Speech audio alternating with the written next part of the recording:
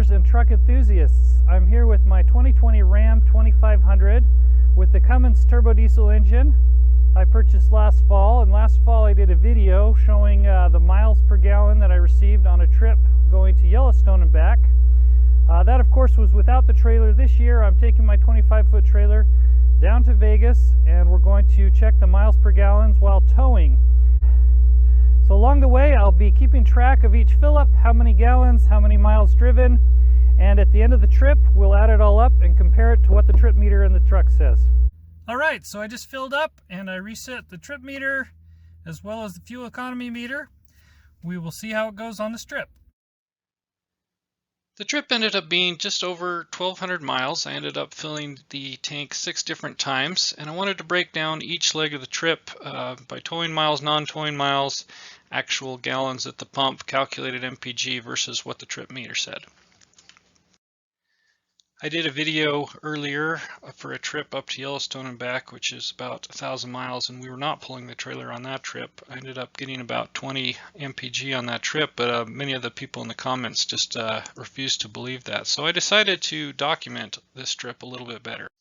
So each time you see a picture here, it represents either right before a fill up or when I decoupled or coupled the trailer.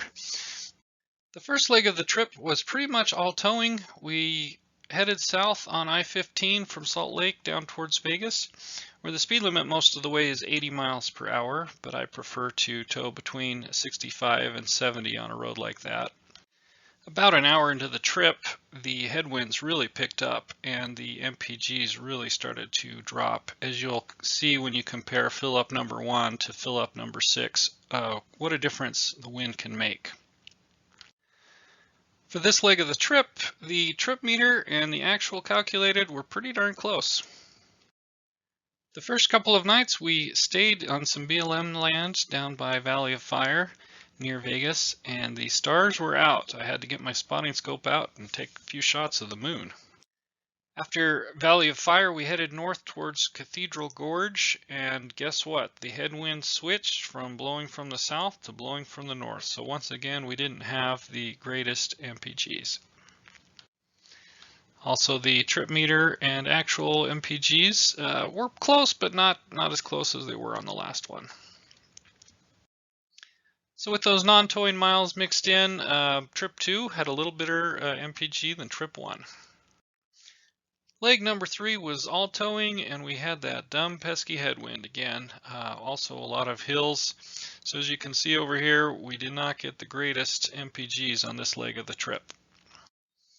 We did, however, get to see some pretty cool formation. There were a lot of these slot canyons. The kids really enjoyed playing in those.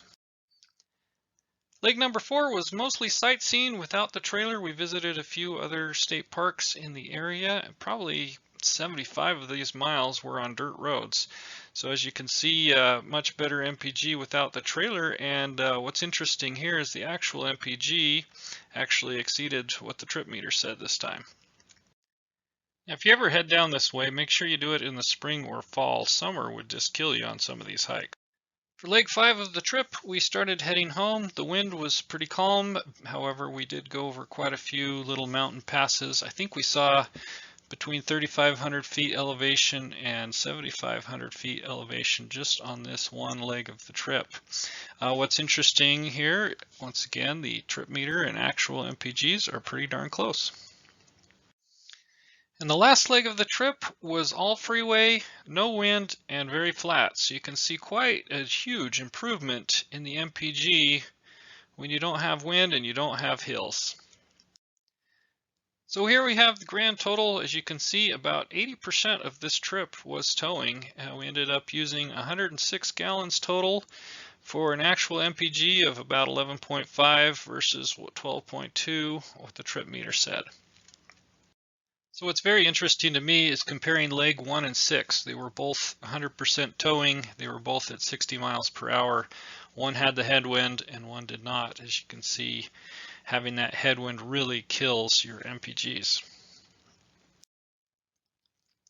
Now throughout this video, I talked a lot about headwind and mountain passes, but I want to clarify something. This 6.7 liter Cummins turbo diesel engine is an absolute beast and did not struggle or strain with any of that. I hardly laid into it. It hardly ever downshifted. And I think considering the circumstances, the MPGs were pretty darn good. So please leave any questions or comments in the comments below. And once again, thanks for watching and happy camping.